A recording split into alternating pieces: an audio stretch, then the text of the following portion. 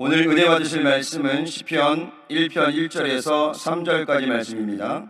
시편 1편 1절에서 3절까지 말씀을 다 같이 봉독하겠습니다. 복 있는 사람은 악인들의 꾀를 따르지 아니하며 죄인들의 길에 서지 아니하며 오만한 자들의 자리에 앉지 아니하고 오직 야훼의 율법을 즐거워하여 그의 율법을 주야로 묵상하는도다. 그는 시냇가에 심은 나무가 철을 따라 열매를 맺으며 그 잎사귀가 마르지 아니함 같으니 그가 하는 모든 일이 다 형통하리로다. 아멘. 은혜로운 찬양에 다시 한번 감사를 드립니다. 제목을 다 같이 한번 따라해 주시길 바랍니다. 복 있는 사람, 복 있는 사람. 동양적인 복은 조금 수동적인 느낌을 가지게 합니다. 하늘에서 내려주는 좋은 것을 받는 것을 복으로 생각하기 때문에 그렇습니다. 조금 운명적인 복 말입니다. 내가 어떤 노력을 한 게 아니라 그저 수동적으로 피동적으로 하늘에서 내려주는 복.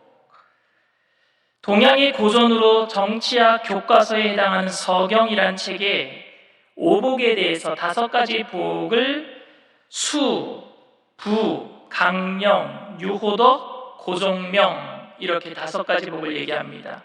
수는 나이고 부는 재산이고 강령은 건강한 것, 유호덕은 덕스러움, 그리고 고종명은 임종의 복을 얘기하는데, 그러니까 목사로서 이런 하늘의 복을 받았다라는 것을 동양적으로 설명하면 건강하게 오래 살면서 부를 누리고 모든 사람에게 덕을 베풀다가 아무런 병 없이 건강하게 살다가 강대상에서 설교하다가 숨을 거두면 이 5가지 복을 받은 거죠. 이런 오복은 사람이 노력해서 얻을 수 있는 복이 아니라 하늘에서 내려주는 복이라고 여기는 겁니다. 그래서 중국 사람들은요, 복을 거꾸로 문 앞에 저렇게 걸어놓는다라고 얘기를 합니다. 왜? 하늘에서 복이 떨어질 적에 복자가 이렇게 거꾸로 내려오는 거니까. 동양적인 복은 수동적인 느낌이 강합니다. 이에 비해서 서양적인 복은 행복, 해피니스, 무엇인가 운명을 거슬러서 내가 노력해서 뭔가 쟁취하는 복, 그런 느낌이 더 강합니다. 행복은 수동적이라기보다는 능동적입니다. 자신이 노력해서 그래서 운명을 거슬러서 무엇인가 쟁취하려고 하는 그런 단어, 그런 느낌이 해피니스 안에 들어있는 것 같습니다. 동양적인 복은 운명의 하늘의 뜻에 모든 것을 맡기는 느낌인데, 그런데 반해서 서양적인 복은 운명을 개척해서 복을 차지하려고 하는 느낌이 강한 것 같습니다. 성경에서도 이 하나님께서 주시는 복, 사람이 노력해서 받을 수 없는 복을요, 바라크라고 얘기하고 있고요, 인간이 노력해서 얻을 수 있는 행복한 그런 행복을요, 아슈레라고 얘기를 하고 있습니다. 그런데 이렇게 여러분 복을 설명하는 것이 과연 성경적일까요? 만약에 제가 오래 살지 못하고 가난하게 살다가 병에 걸려서 갑자기 세상을 떠난다면 저는 하나님께 축복받지 못한 목사가 되고 마는 겁니까? 아니면 제가 그런 운명과 맞서서 싸워나가면서 그래도 육체는 힘들어도 마음만은 행복했다라고 운명에 무릎 꿇지 않는 것이 진짜 복을 받은 기독교인일까요?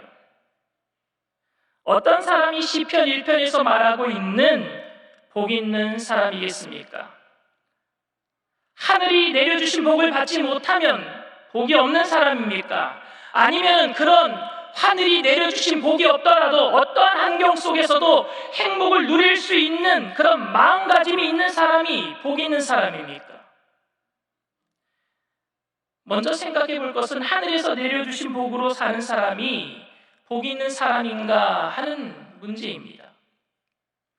복을 받기 위한 모든 행위, 기도, 교회에서 헌신하는 것, 봉사하는 것, 모든 종교적인 행위가 전제되어 있다고 할지라도 복을 주신 분이 하늘에서 내려주신 분이 있다고 한다면 받았기 때문에 수동적인 복이라고 말할 수밖에 없습니다. 저는 사실 이 땅에서 누릴 수 있는 모든 것들은 하나님께서 주신 복이라고 여깁니다. 자연, 부모님, 배우자, 자녀, 집, 교회, 인간관계, 모든 것은 다 우리 주님께서 주신 것인 줄 믿습니다. 그런데 우리는 이런 것보다도 특별하게 누리는 무엇인가를 복이라고 여기고 있습니다. 내가 지금 일상생활에서 누리는 것, 그거보다도 더 무엇인가 특별한 것을 얻어내기 위해서 내게는 없지만 하나님께서 가지고 계시니까 하나님께서 가지고 계신 것을 얻어내기 위해서 내가 하나님께 잘 보이기 위해서 신앙생활을 열심히 하기도 합니다. 그러나 복을 받기 위해 신앙생활하는 것이 아니라 주님을 믿다 보니까 주님께서 우리에게 복을 주시는 줄 믿습니다. 우리는 복을 받기 위해 신앙생활하는 게 아니라 주님께 우리가 모든 것을 맡기고 주님을 믿다 보니까 우리가 복을 받는 거지요. 그런데 주님을 잘 믿어도 세상적으로 복을 받지 못한 사람이 될 수도 있습니다. 히브리서 11장 35절 40절 말씀입니다.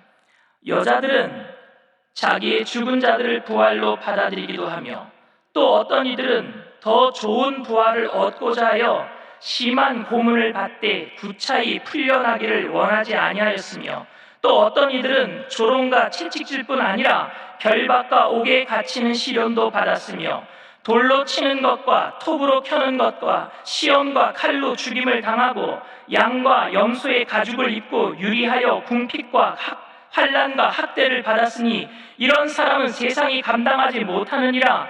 그들이 광야와 산과 동굴과 토굴에 유리하였느니라. 이 사람들은 다 믿음으로 말미암아 증거를 받았으나 약속된 것을 받지 못하였으니 이는 하나님이 우리를 위하여 더 좋은 것을 예비하셨은즉 우리가 아니면 그들로 온전함을 이루지 못하게 하려 하심이라. 아멘.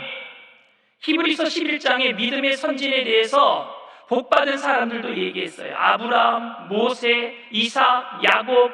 그런데 세상적인 기준으로 생각해 볼 때 그런 복을 받지 못한 사람들도 있었단 말입니다. 톱으로 켜서 죽인 사람도 있었고 유리 방황하면서 짐승의 탈을 쓰고 콜로세움에서 사자의 밥이 된 사람들도 있었단 말입니다. 그런데 그런 사람들은 세상이 감당하지 못하는 더 큰 복을 받았다라고 성경은 기록하고 있단 말입니다. 세상적인 기준으로 볼 때 이 사람들은 복받지 못한 사람들이에요. 저주 가운데 죽은 사람들입니다. 그런데 그들은 더 큰 믿음의 사람들, 세상에 감당하지 못하는 사람들, 복 있는 사람들이라고 히브리서 기자는 이야기하고 있습니다. 그러니까 시편에 복 있는 사람은 우리가 생각하는 기준인 세상적인 복, 하늘에서 내려주는 오복을 받은 사람이라고 단정지어서는 안 될 것입니다. 성도들의 가치관이 바뀌지 않으면 우리는 세상에서 누릴 수 있는 것들을 복이라고 제안하고 이런 복을 받기 위해서 하나님께 잘 보이기 위해서 형식적인 신앙생활을 할 수 있어요. 두 번째로 생각해 봐야 될 것은 환경과 상황을 극복하는 사람이 복 있는 사람인가 하는 문제입니다. 그래도 환경이 나쁜데 나는 이 환경을 극복할 수 있어. 믿음이 좋은 사람은 이런 환경을 극복하는 정신력이 강한 사람, 신념이 강한 사람인가 하는 문제예요. 환경은 힘들고 어려운데 애써서 나는 괜찮아 라고 위로하는 거예요. 작은 것에, 있는 것에 만족하며 고통을 참아내고 그런 것을 노력하는 사람들은 정말로 능동적으로 상황은 어렵지만 운명을 개척하고 그 운명을 받아들이지 않고 정말로 마음속으로는 나 괜찮다, 상황은 어려워도 이것이 정말로 능동적인 복을 받는 복인가? 만약에 그랬다면 히브리서 기자가 말했던 심한 고문을 당하는 사람, 조롱과 채찍질을 당하는 사람, 옥에 갇혀있는 사람, 돌에 맞아 죽는 사람, 칼과 톱에 켜서 죽임을 당하는 사람, 양과 염소의 가죽을 입고 콜로세움 경기장에서 맹수의 밥이 되는 사람, 광야와 산과 동물과 토굴에 유리한 사람들이 그래도 고통 중에 아픔을 잊어버릴 만큼 그런 믿음이 있어서 몸은 힘들어도 마음만은 평안하고 천국이구나 라고 말하면서 복을 누리고 있다면 이런 사람이 정말 복 있는 사람이냐란 말입니다. 여러분들 그렇게 할 수 있어요? 사자의 밥이 되면서 그래도 내 마음은 평안하구나, 천국이구나 라고 생각할 수 있느냐 말입니다. 예수님께서는 십자가에 못 박히실 때 예수님도 마음이 편하셨습니까? 아니요, 예수님 마음이 편치 않으셨습니다. 십자가에 달리기 전에도 겟세마네에서 기도하실 때에도 하나님 이 잔을 내게서 옮겨주세요, 그렇게 기도하지 않았습니까? 마음이 너무 불편하셨단 말입니다. 고난당할 때 마음이 편한 사람이 어디 있겠습니까? 그리고 십자가상에서 돌아가실 때도 고통이 너무너무 심하셔서 그때는 아버지라고 부르지도 못하고 하나님 어찌하여 나를 버리셨나이까, 엘리 라마 사박다니, 아람어로 그렇게 얘기하지 않으셨습니까? 그 고통과 절규를 하셨단 말입니다.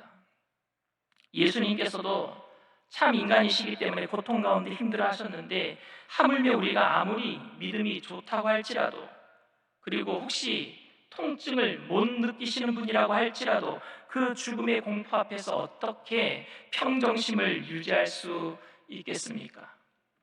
어떻게 자신의 노력으로 몸은 힘들어도 마음만은 행복하다 말할 수 있겠습니까?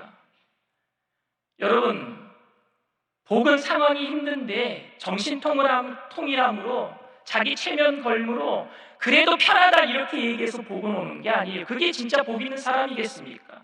큰 파도와 바람이 부는 고해와 같은 세상 속에서 성도들이 자신의 노력으로 평정심을 유지하면서 그래도 나는 복받은 사람이다 라고 말한다면 그건 자기 정신통일, 자기 체면에 가까운 것이지 시편에서 말하는 복 있는 사람은 아닐 것입니다.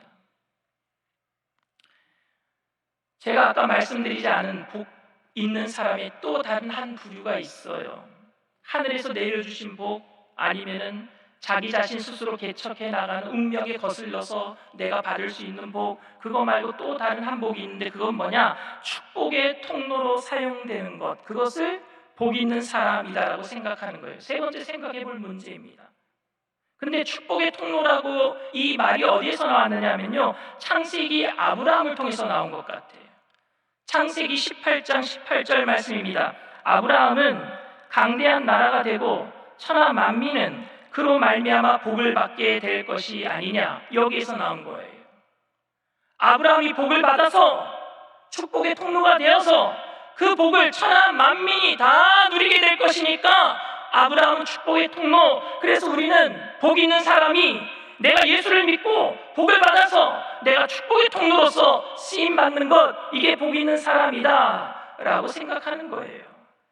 그런데 여러분, 아브라함이 당시에 축복의 통로로 쓰임받은 적이 별로 없어요. 자기가 복을 받았는지는 모르겠지만, 아브라함이 복을 많이 받았는지는 모르겠지만 그것을 이웃들에게 나눠주면서 복의 통로로 쓰임받은 적이 기록된 게 없단 말입니다. 이 말은 아브라함을 통해서 하나님께서 이스라엘 민족을 이루실 것이고, 이스라엘 민족을 통해서 메시아가 나올 것이고, 이 메시아를 통해서 온 인류가 생명으로 구원받게 되는 그 복을 얘기한 줄 믿습니다. 그렇기 때문에 축복의 통로가 되는 것이지 세상적인 기준의 축복의 통로가 된다는 말은 아니었어요. 그렇다면 여러분, 시편에서 말하고 있는 복 있는 사람은 누구입니까? 네 번째로 정말 우리가 시편에서 말하는 복 있는 사람은 그건 누구냔 말입니다. 오늘 읽었던 1절, 2절 말씀입니다. 복 있는 사람은 악인들의 꾀를 따르지 아니하며 죄인들의 길에 서지 아니하며 오만한 자들의 자리에 앉지 아니하고 오직 야훼의 율법을 즐거워하여 그의 율법을 주야로 묵상하는도다 그랬어요. 그러니까 하늘의 복을 받기 위해서는 세 가지 하지 말고, 악인의 꾀를 따르지 말고 죄인의 자리에 서지 말고 오만한 자의 자리에 앉지 아니하고, 이건 하늘의 복을 받는 거라고 생각한 거예요. 그리고 하나, 내가 노력해서 받을 복은 말씀을 많이 묵상해서 상황 가운데 어려울지라도 말씀 생각하면서 내가 이겨내야지, 이렇게 생각한 거예요. 그럼 정말로 시편에서 얘기하는 그 의미가 그런 의미겠습니까? 시편에서 이야기하고 있는 복 있는 사람을 설명하기 위해서 예루살렘이 이스라엘이 멸망할 때 활동했던 제사장 하나냐와 선지자 예레미야를 비교해서 말씀드리고자 합니다. 하나냐는 이스라엘 국가 제사장이었고요, 예레미야는 그냥 하나님의 말씀을 받은 선지자였습니다. 하나냐는 이스라엘이 원하는 평안과 안녕을 이야기해 줌으로써 인기를 얻었고 안정된 제사장의 지위를 누릴 수가 있었어요. 그는 자신의 안녕을 위해서 하나님께서 하시지도 않은 말씀을 들었다고 하면서 백성들에게 선포합니다. 예레미야 28장 2절에서 4절 말씀이에요.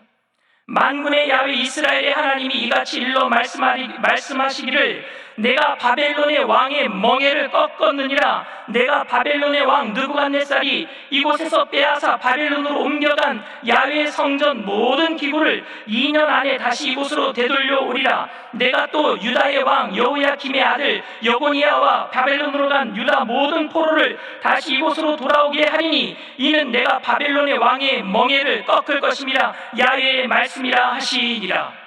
이 말에 온 백성이 다 아멘했어요. 그리고 박수 쳤어요. 하냐냐 말이 옳다. 저것이 하나님의 말씀이다. 이 말을 함으로 하냐냐는요, 이스라엘 모든 백성에게 인기를 얻었습니다. 명예도 얻었어요. 복받은 사람처럼 되었습니다. 재물도 얻었어요. 많은 사람들이 그에게 기도받으러 옵니다. 그런데 딱 그 기간이 7개월이었어요.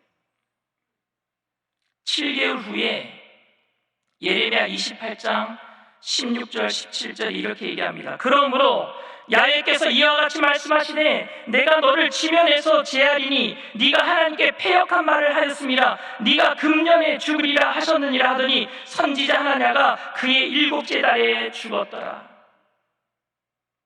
그러나 예레미야는 아무리 평화의 말을 선포하고 싶어도 그에게 임한 말씀이 하나님의 심판의 말씀이기 때문에 어쩔 수 없이 아픈 마음을 가지고 이스라엘의 멸망과 바벨론의 포로로 잡혀갈 것을, 그리고 70년 만에 돌아올 수 있다라는 그 매국노와 같은 이야기를 했습니다. 바벨론에게 항복하라, 이스라엘에게는요 매국노입니다.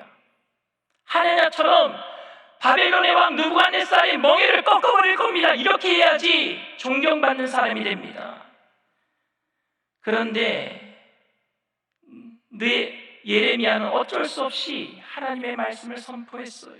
이후에 예레미야는 돌 맞는 신세가 되니까 사람들의 눈에 띄기만 하면 저 매국노 잡아 죽여야지, 우리가 생각하기에 복받은 사람이 아닙니다. 도망자 신세가 되고 말았습니다.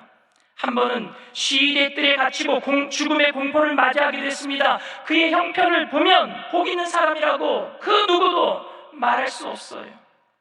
예레미야가 울면서 도망자 신세로 다니면서 마음만은 평안했다라고 말할 수 없습니다. 그는 날마다 울면서 다녔어요. 우는 사람이 무슨 마음이 편하겠습니까? 그래서 예레미야의 별명이 눈물의 선지자입니다. 그는 축복의 통로로 쓰임받은 적도 없어요. 그런데 성경은 그를 복 있는 사람이라고 얘기합니다. 하늘에서 주는 복도 받지 못했어요. 마음도 평안하지 못했어요. 축복의 통로로 쓰임 받은 적도 없어요. 그런데 그는 복 있는 사람이란 말입니다. 왜냐하면 그는 악인들의 꾀를 따르지 아니했어요. 왜냐하면 그는 죄인들의 길에 서지 아니했습니다. 왜냐하면 그는 오만한 자리에 앉지 아니했단 말입니다. 주님께서 주신 말씀을 마음에 품었어요. 아픈 말씀이라도 그 마음에 품고 그 말씀대로 백성들을 불쌍히 여기며 살았단 말입니다. 오늘날 복 있는 사람은 쉽게 성공할 수 있고 몸이 편안해질 수 있는 꾀를 따르지 않는 사람입니다. 오늘 복 있는 사람은 많은 사람들이 제약 가운데 있으면서도 자신들은 괜찮다라고 편안한 말로 서로 위로하는 그 넓은 자리에 서 있지 않는 사람입니다. 오늘 복 있는 사람들은 좋은 말, 다른 사람들이 원하는 말을 해줌으로써 인기를 얻고 성공한 자리에 앉아서 오만하게 남들을 비판하고 판단하는 사람, 너는 실패했구나, 이런 사람이 아니란 말입니다. 오늘 복 있는 사람은 오직 이 시대를 향한 하나님의 아픈 마음을 품고 그 말씀대로 살아내는 사람인 줄 믿습니다. 저는 우리 청년들이 모두 복 있는 사람이 되기를 원합니다. 이 땅의 기준으로 인한 복이 아닌 하나님의 보시기에 복 있는 사람 되기를 바랍니다. 그런 사람들이 될 때 하나님께서는 우리를 시냇가에 심은 나무처럼 시절을 쫓아 과실을 맺게 하실 줄 믿습니다. 오늘 3절 말씀입니다. 그는 시냇가에 심은 나무가 철을 따라 열매를 맺으며 그 잎사귀가 마르지 아니함 같으니 그가 하는 모든 일이 다 형통하리로다. 아멘. 여러분 여기서 시냇가는요 히브리어로 팔게이마임이에요. 팔게이마임은 그냥 시냇가가 아니라 관계수로입니다. 관계수로는 저수지에 물기를 대고 있는 그런 농업용수, 공업용수로 쓰임받는, 가뭄이 들면은요 저수지에 물기를 틀어주고, 그리고 홍수가 나면은요 저수지에 물기를 막아서 일정하게 물이 공급되는 것 말입니다. 일정하게 하나님께서 우리에게 은혜의 축복의 말씀들로 날마다 우리를 열매 맺게 하실 줄 믿습니다. 근데 어떻게 열매 맺어요? 형통하니까요. 여러분, 형통은 세상의 모든 일이 잘 되는 것이 형통이 아니라 주님이 나와 함께 계시는 것이 형통인 줄 믿습니다.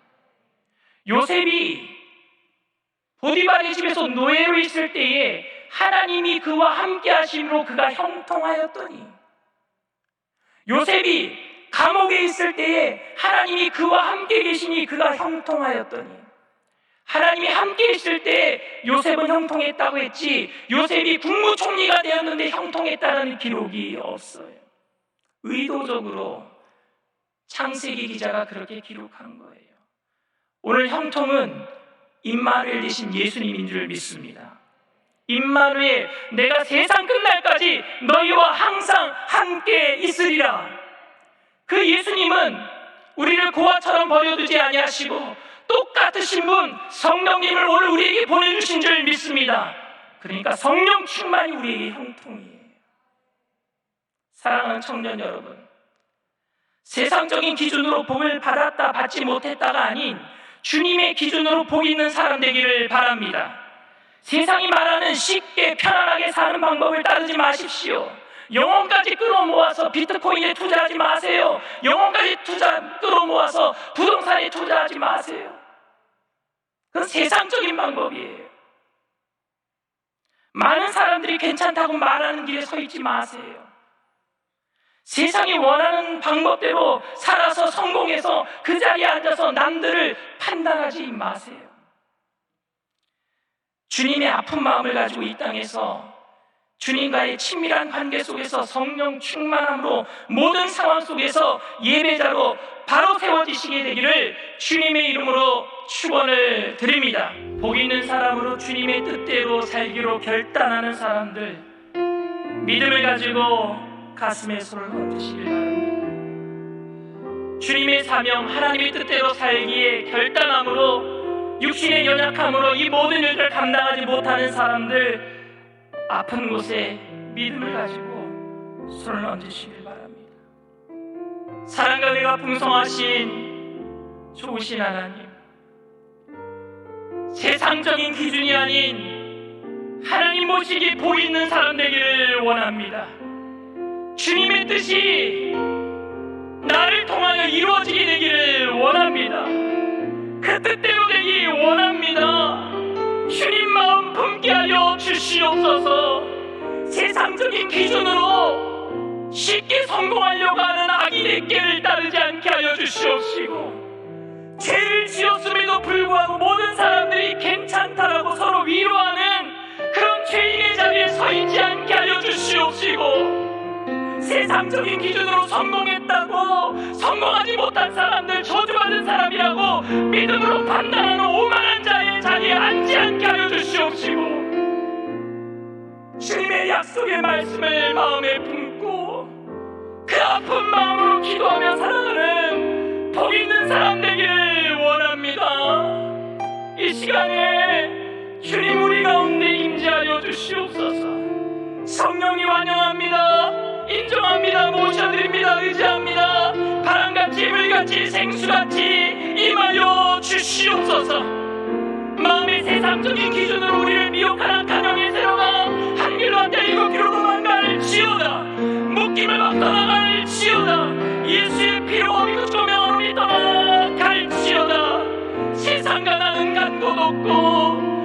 거룩하신 예수님, 우리에게 영원한 생명을 주시는 예수님만 보여지게 하여 주시옵소서. 오늘도 우리가 예수님 때문에 삽니다. 예수님 때문에 우리는 형통한 사람이 되었습니다. 예수님께서 우리에게 주신 그 영원한 생명을 우리의 삶으로 전파하게 되기를 원합니다. 주님, 우리가 살아가면서 하나님의 영광 가리지 아니하도록 이 시간에 영혼이 잘되게 하시고 범사가 잘되게 하시고 강건하게 하여 주시옵소서. 믿음을 가지고 아픈 곳에 손을 얹는 자를 받아 치료의 강선을 바라여 주시옵소서. 나사렛 예수의 피로 나오니 저주받은 질병의 세력은 떠나갈지어다. 한 길로 앞에 7길로 도망갈지어다. 묶임을 막 떠나갈지어다. 머리도 발끝까지 깨끗길지어다. 오장육부 사지백제뼈 마디마디 신경세포 조직마다 새롭게 될지어다. 오직 주님의 영광을 위해서 주님의 마음을 품고 살아가는 하나님의 귀한 청년들, 세상 끝날까지 주님 동행하여 주시옵소서. 우리가 쓰러지고 넘어질 때에도 먼저 우리에게 손 내밀어 주시는 좋으신 하나님 아버지를 바라보며 오늘도 우리가 일어섭니다. 날마다 일어섭니다. 우리를 통해서 주님만이 영광받아 주시옵소서. 감사드리며 예수님의 이름으로 기도드리옵나이다. 아멘. 지금은 우리 주 예수 그리스도의 무한하신 은혜와 아버지 하나님의 영원하신 사랑과 보혜사 성령님 내주교통 충만하시고 위로하시는 축복이 악인의 길을 따르지 아니하고 죄인의 길에 서지 아니하고 오만한 자의 자리에 앉지 아니하고 오직 야의 율법을 즐거워하여 그 율법을 주야로 묵상하는 복 있는 사람으로 살아가기로 결단하는 믿음의 백성들, 개인, 가정, 사업, 직장, 자녀, 학업생활, 범사 전체 위에 지금으로부터 영원토록 함께 하실지어다. 아멘.